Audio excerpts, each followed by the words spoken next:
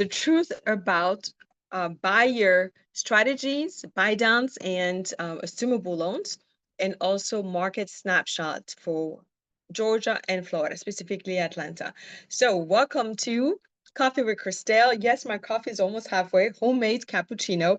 Um, Real talk and real solution. These are topics that come up either throughout the week or a recurrence. So, what I'm diving in is actually from a conversation yesterday with a team of realtors where we talked about buy downs as well as assumable loans. Before we do that, I want to go ahead and just give you some numbers. Definitely research from Redfin and the Wall Street Journal, like different sources of numbers. So Atlanta Metro, median price 395,000 to 425,000 price range. Inventory is staying longer on the market. That's been an increase of staying longer, 4.8 months supply, and that has been a 30% increase. Days on the market, 41 to 58 days. And for a buyer, that is really an amazing opportunity to ask the seller because now they're realizing the house is staying on the market longer. So they can ask for lower price or sell a concession to help with financing their or paying down their closing cost. Now, in the Florida state, I just did this one more of a statewide because, again, I'm licensed in both, but I'd have more business specifically in the metro in Atlanta, and Florida is growing for me, just in general. So the median price in Florida is $412,000 as of June. Inventory has basically increased in 24%. So property is staying on the market 5.5 months of supply that we have, and it stays on the market about 86 days on average. So Florida overall is cooling, so the price points is has decreased about 1 to 3%. So more listing and longer days on the market. That really means on either state, buyers do not have as much competition, which means you cannot negotiate more. And this is your time to actually buy if you are in the market to purchase before everybody's just go ahead and start buying like we saw in the past. So who's buying in the hot areas? So first-time buyers in Atlanta, they are found more in the south and southeast suburbs. The move-up buyers are more in the north, Fulton, and East Cobb. And relocators are Midtown, Buckhead, and Alpharetta. And investors, I would say throughout, but my research also shows Gwinnett and DeKalb County. So if you're a realtor with this information, you can now have your focus if you want to service first-time buyers, if you want to work more with mover buyers, which areas are more dominant in those pockets of buyers. In Florida, the sunshine buyers, Central Florida, so Orlando, the suburb markets are Tampa and the Southwest Coast. Luxury investors are going to be in the Palm Beach area. Um, for those who want a bargain price, that's going to be Sarasota, bargain compared to other areas, right? So Sarasota, Bradenton markets, they have an increased supply but lower prices and more negotiating power, as I've mentioned already. That means that you can have more seller concessions. You can use that to lower your interest rate. There's so many creative ways that you can use the funds from the seller.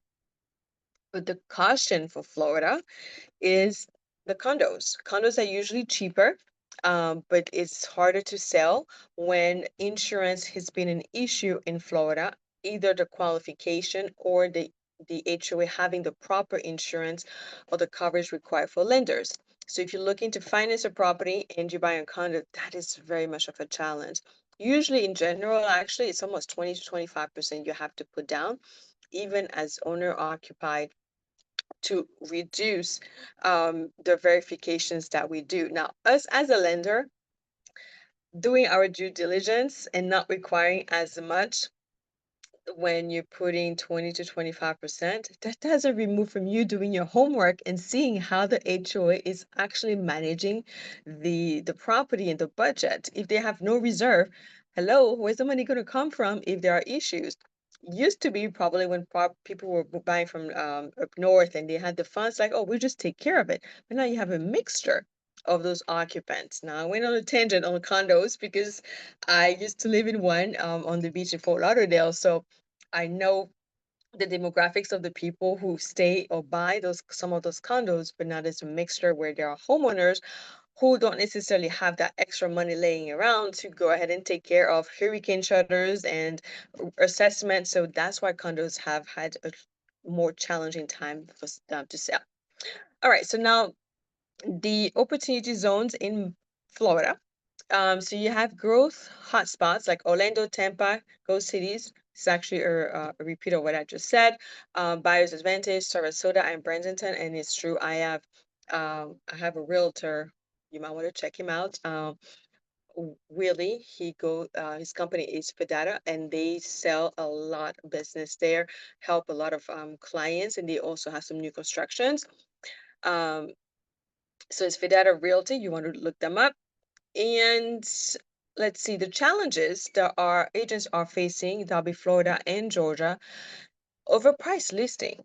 So even though the market is cooling down, sellers are still like, hey, I want the max top dollar for my property. And the agent will be like, well, that's nice of you to say that, but the comps are not really showing us that we can actually ask for this price. And your house is probably going to stay on the market longer. So what happens? the Maybe the agent is not able to convince the clients. It's like, I still want my price. So they go ahead and list the property for the price that the seller wants. It doesn't sell after maybe 2 months. The listing agreement probably expires. Somebody else approached them and said, oh, I can sell it for you. And then after maybe another week or 2 weeks, it hasn't sold. The seller's like, well, I guess I might have to reduce the price. So even though this was given information from the original agent, sometimes, and I'm sharing that story because I've heard agents actually tell me that that's what they've experienced, and they sell below the actual listing price. In Atlanta, I actually got the stats that it was $45,000 price reduction on average that they would have seen in the metro area of Atlanta of price being listed, and then at the time of selling they've reduced the price 45. Again, now we're generalizing, there are pockets where it's not really doing that, but overpriced listing is painful for realtor because now they're tied to this property that's not necessarily selling, or is taking longer to sell, and then negotiating, or they're under contract and then with appraisal comes in, all parties have already done some expenses, inspection and appraisal, and now we have to renegotiate. So it goes both ways, where also that is helpful, where if it doesn't appraise as a buyer, you can say, let's go ahead and have a price reduction. And that helps you with your monthly payment. You don't have to actually buy the house with a higher cost. It used to happen a lot in previous time where people will pay over the actual value of the home. But this is not really our market. And maybe that's why some of the sellers are actually doing that, where they are wanting to still list, thinking that their home is so valuable emotionally for someone, and then they will pay the difference. Maybe that can happen. Okay, so now other pain points. The rising inventory means that more listing to compete with. Okay, and it gets less attractive when a house is on the market for so long. It's like, what's wrong with it? Right? Okay. Um, Okay, and then like I've mentioned before, insurance in Florida for condos, that is really a challenge for the sellers, but definitely an opportunity for a prospect investor or someone who is able to buy cash or has a large down payment to buy those condos. Okay, all right. Market updates as far as the region. Now let's talk about market update on rates. So I'm not going to actually go into rates. There's so much compliance that we have to do when we're mentioning interest rates. So we're not going to go there. But we've had some ups and downs. We've had some good improvements as far as our interest rate. Remember, though, whenever the feds lower their rate, that does not automatically mean that the mortgage rates has been decreased. Okay, there are other factors, and we've had some improvements for the mortgage rates. Um, so there's still always creative ways to present rates, mortgage payments, and one of them is buy down. So a lot of times people will call me and say, Christelle, this builder is advertising this low interest rate. What is this program? I'm like, it's not a program.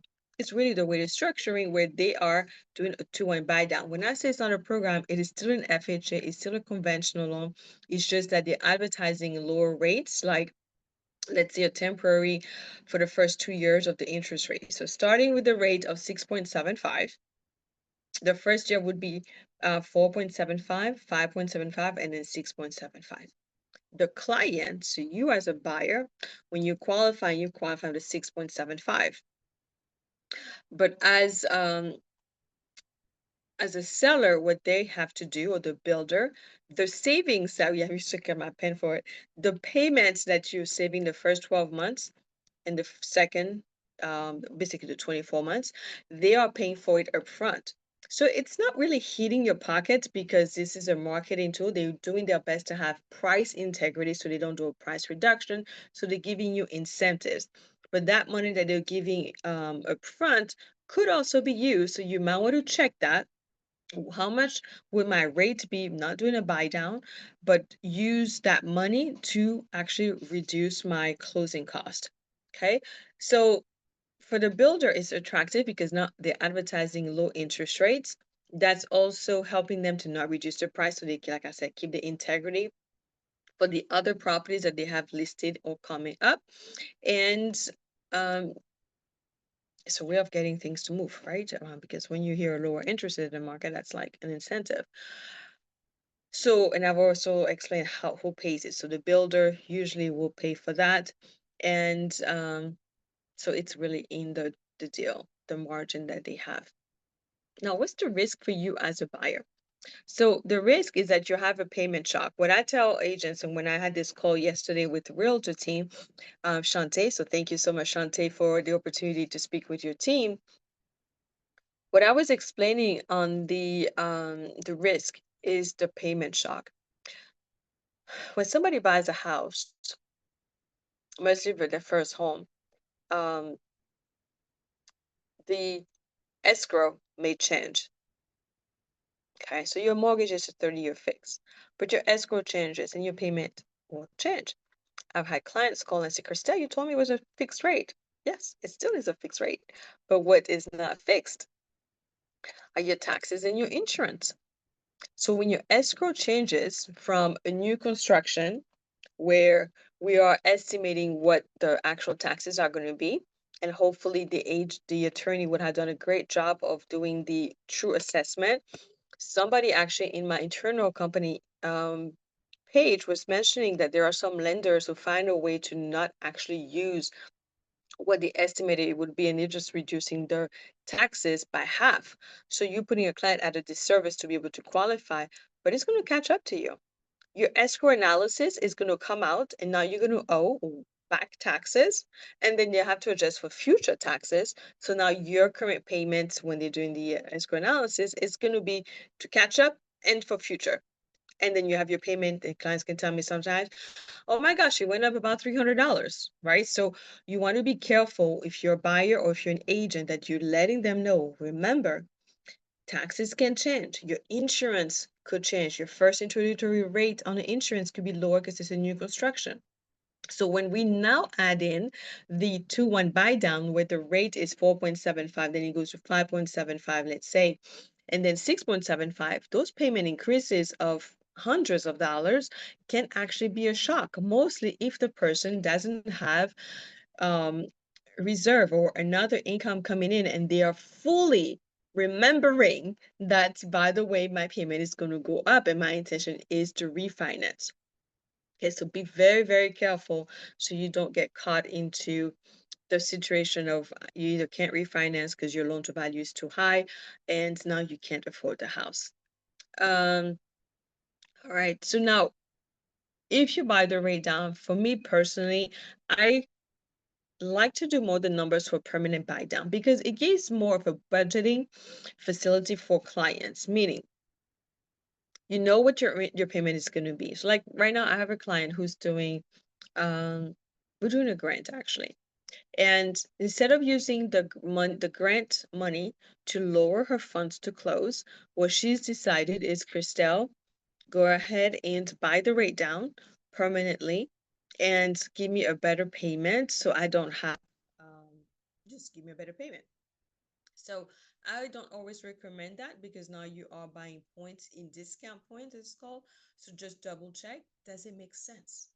How long will it take for me to recuperate that money that I'm spending upfront to go ahead and fund a lower interest rate? Okay. But again, the grant is free in a sense for her to qualify because it's an income limit and there are certain parameters. So she wasn't counting for that money. She's like, I'm okay using that money to actually lower my interest rate, lower my payment. So the advantage of the buy down is a permanent rate buy down for her. It's not going to jump unless the escrows are changing. Okay. So just to sum up, so basically the 2-1 buy down, lower payment the first 2 years. It can be seller funded. Caution, you have a payment shock later, and it's best for short-term strategies where you know feel pretty confident with your income, your employment is going to go up and you'll be comfortable. Actually, you do qualify initially with a higher rate, but your budget, right? You don't have a new birth, you don't have, family member that you did have to take care of that you were not thinking. So that's what are unpredictable times that can show up and we're like, oh, I didn't know this was going to happen. The rate, the payment went up, and now all this in my lifestyle changed because lifestyle change. Permanent buy down, you have stable payment for the life of the loan, so it's a little bit easier to budget for that. And caution to be careful and really calculate, like not to be too excited about the interest rate without looking at the cost. Even no matter who pays for it, is it better to allocate that money for your bottom line versus to go ahead and put all that money to buy the rate down, and then 2 years later you refinance, and that money you paid to buy the rate down, it's gone. Poof, did not get used. All right. So it may take some years to break even. All right. So that's our talk on buy downs. Go ahead and, of course, put your questions in, and I'll answer most likely after the live or a little bit after because I'm on the roll right now. But anyways, assumable loans. So I don't do assumable loans because I'm not a servicer. I'm your lender upfront. And servicing is going to be the one to really see if a client qualifies. But I still want to go ahead and share about their assumable loans because realtors, mostly that was my conversation with Shantae's team yesterday. So, by the way, it's coffee. Mine's getting cold. How's yours? Cold. Okay. So, real talk, real solution. Put an ice cube and make it an iced coffee. Okay. Assumable loans. So, the buyer is basically going to be taking over the loan that the seller has, the existing loan, so the balance of that loan with the rate. And yes, there are some people who have amazing rates below 4%. It is very attractive to buy it as either an investor or owner occupied. But the lower rate, of course, is very attractive than the current market. It's almost half. And you're keeping the existing loan term. But these are the following other challenges. So let's just make it easy numbers. So let's say the property is selling for $300,000. The seller is asking for 300. But then the loan, he's done amazing. The seller, he or she's done amazing. The loan balance is only 100,000. So they want 300,000 so they can pay off that 100,000. But they still want an equity of $200,000 minus commissions, right? So they're looking to get in their pocket about 200,000. So if you come as a buyer and say, I'm going to assume the loan, but the loan is only going to be 100,000, where are the other $200,000 going to come from? You either have to have it cash or have a way of having cash so you can pay for the difference. So that becomes even more challenging when you've a veteran who owns the house and they want to buy another house, financing it another VA loan. Because if the person buying it doesn't have a VA eligibility, they are holding on to that person's VA eligibility. So all that to say, you have to be either with access cash.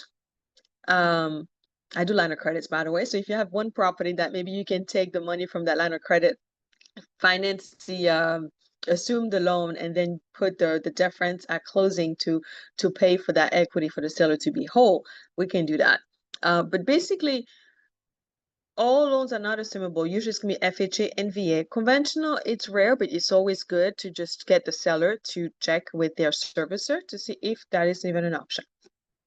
As an agent, as a real estate agent, you want to go ahead and make sure that your client has actually called to ensure what assumability is possible.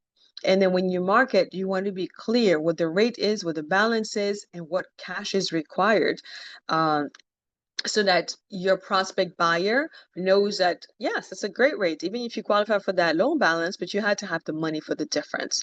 So do the homework first. Don't just advertise to get the phone calls and then realize, wait, I'm in an area where I have first-time buyers, maybe investors might buy, right? Those properties, if they intend to, that could be a great strategy for investors. Or they just buy the assumable loans, they have a cash to pay the difference. So that's a very cool way to invest in real estate and keep the property as a rental, because you now have a low payment and the rent can pay for it. Okay, so takeaways for buyers: don't be blinded by the headline of rate. The buy down is one thing, as well as the assumable loan. Understand the total cost and how long it takes, like the 2-1 buy down. Also, have an exit strategy, mostly for the 2-1 buy down. The agents, you agents want to have a strategy to get more eyes on your listing. And I'm going to share in the future another one that one of my realtor, although this is not how we moved forward with it, but it's doing a lease purchase. So I do have that option of doing a lease purchase. And she got a lot of calls. So what happens when you have all those calls as a realtor? Your database can increase of contacts, prospect buyers that you can service, so you can basically help in the future. So, but always lead with transparency and integrity. And creative financing can definitely help you close deals and find solutions based on your client's needs. So I would love to connect with you if you're a realtor. By the way, I do have a Tuesday, 10 o'clock, for about an hour, realtor strategies. I usually have a topic, but then I share about that and then I answer your questions, right? And that could be mortgage questions, but I really want realtor strategy when we talk about mortgage questions to help you service your clients or have a listing, have a marketing program, a mortgage program that you can market based on your listing. And I have a list report, so go ahead and DM me if you want to have access to this free marketing. And my Real Talk, Real Solution Q&As. And this is Q&A because this was asked of me by Shantae's team, and we discussed this in detail yesterday. So it's still a Q&A, even though I'm not checking the chat right now. And of course, you can definitely take my calendar, calendly.com, Kristel-Kanikit, my last name. And you can book a time for us to do a one-on-one call, either questions for your clients, or you have you would like to go ahead and partner up and collaborate. I love collaboration. I think it's amazing to show a team of realtor and lender coming together to provide solutions, to provide education. So I'm all about education and solutions and possibilities for this current market. So whether you're in Atlanta or the Florida market, buyers and agents, they basically can win with the marketing options that I have with my list report, but also with the programs that we offer. I am with Nexa Mortgage, which is kind of hard to see on this background. But I'm with Nexa, so we have an array of solutions and programs to answer all clients' needs. So we want to know I would love to know your niche, who you're looking to service, so I can tailor to your needs. So this is, again, almost done with it. Just one last small sip. Definitely down the drain, or a little cube in this one to make it a latte, a frappe. I think that's how they call it. But thank you for listening.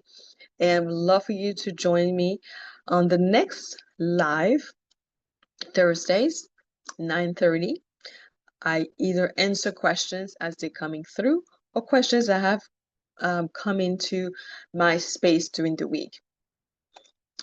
And I'm actually going to do one more thing because I've had a couple of clients who are self-employed who, I'll share this again, but it's on my heart because one of them was diagnosed with an illness, the other one had surgery, and they don't necessarily have the insurance needed to cover them for their care, but also in case something happens.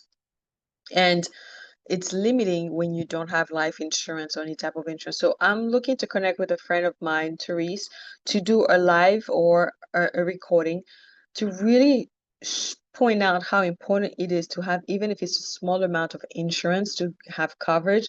So when if something happens, because we know we're in the world of everything is ever changing. So let's have some level of coverage. Mortgage insurance, life insurance, guaranteed insurance. I'm not an insurance agent. You definitely want to have something to protect your family if anything were to happen. So stay tuned as I will share this information once her and I connect. But again, this is what I do. What comes to my desk, what my notes are with my little, can't really read it, but my notebook here. And I come to answer questions. So would love to hear from you. Thank you so much. Have a wonderful Thursday.